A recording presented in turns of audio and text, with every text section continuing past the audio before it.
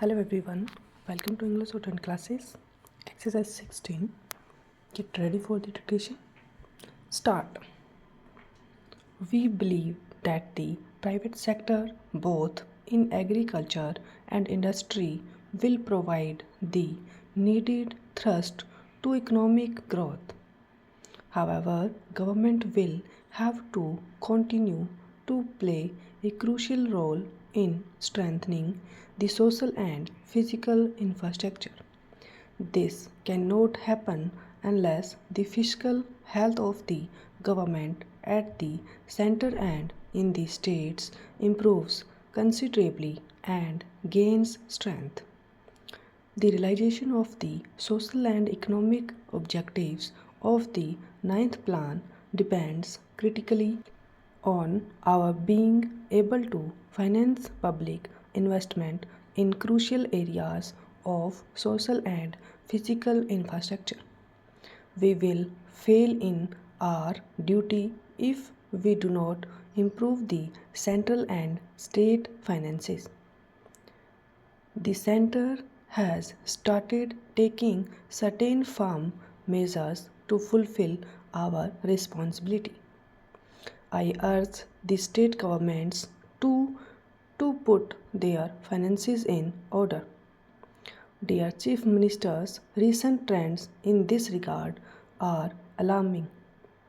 States' own contribution to plan financing has been almost non-existent. States are increasingly borrowing even to finance their current consumption. Reluctance to mobilize additional resources to meet increasing expenditure is the reason for this. There is a need for austerity all around to contain wasteful public expenditure. Revenue should be increased through a greater attention to efficiency and productivity of the enormous human and financial resources we invest in our various schemes. Can we accomplish this without a political consensus to end competitive populism? We are aware that the center has taken certain measures in recent years that have had serious, though indirect, repercussions on state finances. As an example, I mention the implementation of the Fifth Pay Commission's recommendations. Adoption of these at the center has had a snowballing effect on states.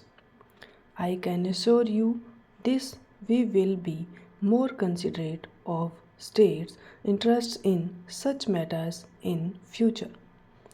Charity begins at home.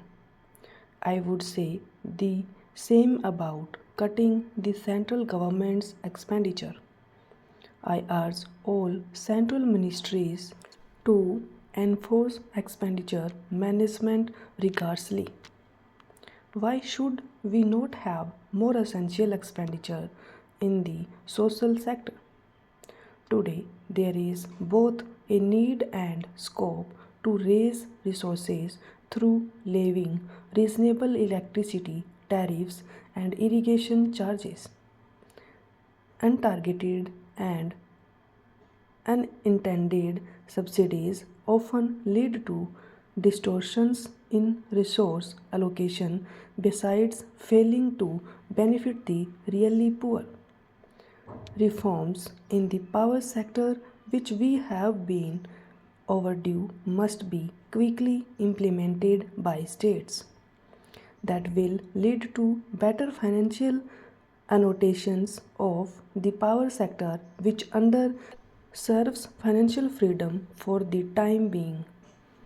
We should also address the problem of implicit subsidies. For instance, take the subsidies for higher education. Is it not paradoxical that even rich students pay college fees that in some states are less than what they spend on cold drinks? No government can afford to provide costly services free of cost universally. They must levy reasonable user charges wherever possible, particularly for non merit goods and services. What is required is a change in the mindset in the fixed, inherited nations about subsidized public services. We should not be prisoners of the past. Subsidized services should be restricted to only those who cannot afford to pay. There is tax competition among states to attract private investments. Such policies are harmful as states have lost tax revenue without much influencing investment decisions. This must stop. Better infrastructure, faster decision making, and investor friendly environment are more important in the decision making of the investor community. A practice that is pushing states toward fiscal crisis is the ready extension of guarantees to the borrowings of state level public enterprises. These guarantees may devolve on state governments as the financial health of many such enterprises is not sound.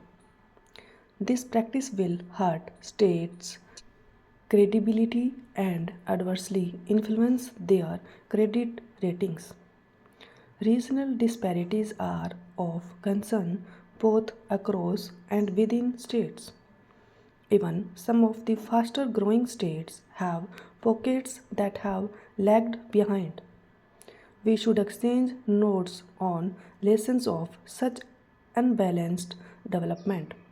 Faster and widespread development is the medicine for many of the ills of our economy, polity, and society. Let us strive to live up to the expectations of the people, especially of the poorest, who are also the majority of voters. Modern communications and media have raised people's expectations. We cannot forget that many of the social, political, and communal tensions we see today are due to the non realization of these expectations. The 73rd and 74th Amendments to our Constitution 5 years ago provide for a third tier of government. Still, several states have not yet imbibed the spirit of these amendments.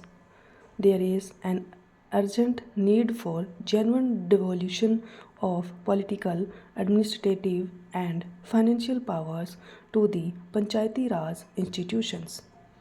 If democracy works at the national and state level, it will surely work at the village level also. Rather, democracy at the national and state levels will only be enriched by extending it to the grassroots. All of us cherish peaceful and orderly progress. Good governance is essential for this. The rule of law is a prerequisite for good governance. Stop. अगर आपने dictation complete कर ली है तो comment box में done लिखो और अपनी speed जहाँ तक आप पहुँचना चाहते हो कमेंट बॉक्स में कमेंट करो.